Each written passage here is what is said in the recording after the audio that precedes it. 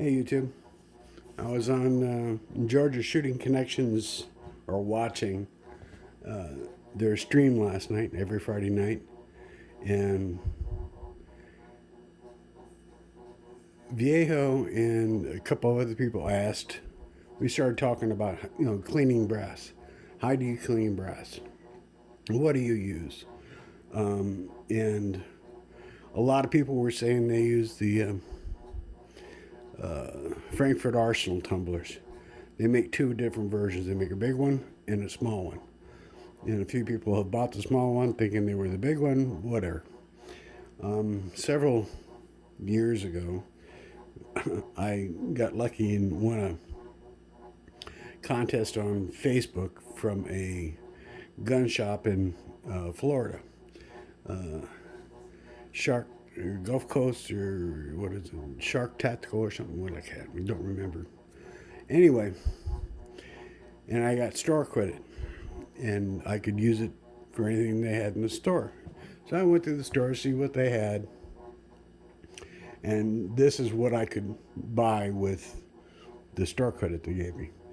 It's a Cyclone rotary tumbler from Lyman, and it comes with the motor housing, rollers, the tub, 5 pounds of steel pins, and this 2-tray system. We'll get this out of the way first. This, you just dump it out of there.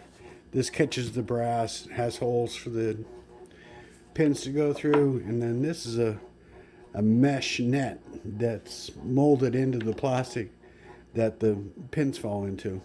I really don't use this. I don't like it because This part I like a lot, and what I do is when I'm done, I just take the brass and water and stuff out of here and dump it into the media separator. And when I'm done with the media separator, I pour the water that's in there out, and all the pins are stopped here and the dirty water is gone. I can rinse the pins and get them ready to go. But it's got a octagonal shape to it, so it tumbles the brass really good. It's a 3-part top. You got hard plastic top. You've got a rubber washer that goes on the lid that squeezes down to seal it up from the top. And the inside is rubberized. It's got a really nice thick rubber coating inside, which helps cut down on the noise. And I like it. There's only one thing I don't like about it, is that this outside texture here that sits on the rollers, it's indented on the inside. And what happens is that the pins tend to get built up inside here when you're taking it off. It's got a nice texture thing that grabs onto this rubberized wheel roller, and they're all hooked together, so if one moves, they both move. And I set it on this way until I'm sure that I've got that thing sealed up good and tight and it's not leaking, and then it just rock and rolls. It stays on here. I typically run it for maybe an hour, unless it's really, really nasty brass, and then I'll run it for 2. And it's got a little timer down here. It'll run up to 3 hours. I've never had it go that far. And I just use Dawn and Lemmy Shine. And let me talk a little bit about that, because the Dawn and also Gain, it's the same soap. It's the same bottles, same ingredients, and the Gain is a little bit cheaper. And then the Lemmy Shine. All this is is nothing more than citric acid granules. And what it does, it takes hard water and softens it so that the dish soap can do its job better. That's all this is. And you can get citric acid over in the canning supply stuff. It's all the same. Now, if you have really hard water, you need to use a little bit more of this. If you have really soft water, you have very little use for this, or just use a little tiny bit. Because if you get too strong, it will chemically react with the brass, and it will start pulling out some of the trace elements in the brass, and your brass will turn pink. That's not good. So if you got hard water, you need a little bit more of this. If you got soft water, you don't hardly need any at all for it to function properly. And that's really it for this. It's with the rubber inside, it's a lot quieter than I thought it would be, but it's still loud, and I'm not going to put brass in it inside the house and turn it on because it's annoying. I also got, ouch, the Lyman media separator. It works with both dry and wet. You know, so if you're still using a tumbler, vibrating tumbler, and separating out the media, this will do it too.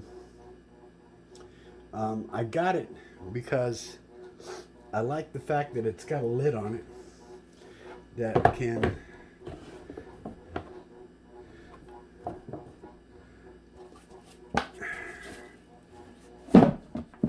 cover it up,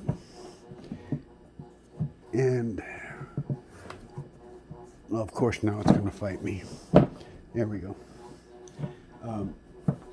Keep all the water and stuff inside, or if you're dry tumbling, it'll keep the dust inside here. That's the one thing I hated about using a vibrating tumbler with either corn media or crushed walnut or lizard bedding, is just the dust. Even putting, you know, some old fabric softener sheets in there to cut down on the dust, which it does. Still too dusty for me. I didn't like it at all. So when I jumped up to wet tumbling, this was just day and night easier, better results, and just cleaner. It was just cleaner, both for me and for the brass. Anyway, this is the two-part basket. This just snaps on, and it holds really good. I haven't had it come out, and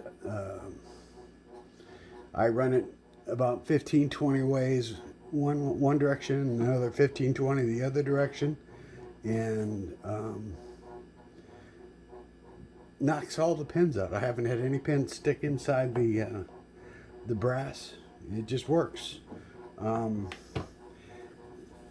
For what these are, any wet tumbler setup, they're expensive. They just really are. If I'd had to buy this personally, I'm not so sure I'd have spent the money. But for the price that I got it for, it's freaking awesome. It just works.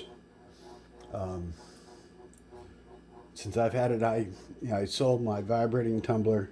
I had made a media separator myself out of hardware cloth on a couple of circles of plywood that I cut out, and that it worked. It did its job, and it's still doing its job for the gentleman that bought the tumbler and the media separator from me. But anyway, there's the Lyman Cyclone. If you got any questions, comments, post them down below. Thumbs up is always appreciated. It helps the channel get more exposure. It really does make a difference. So if you're taking the time to watch this, please give it a thumbs up. And remember, keep smiling, because it makes people wonder what the hell you've been up to. Take care, YouTube. Bye.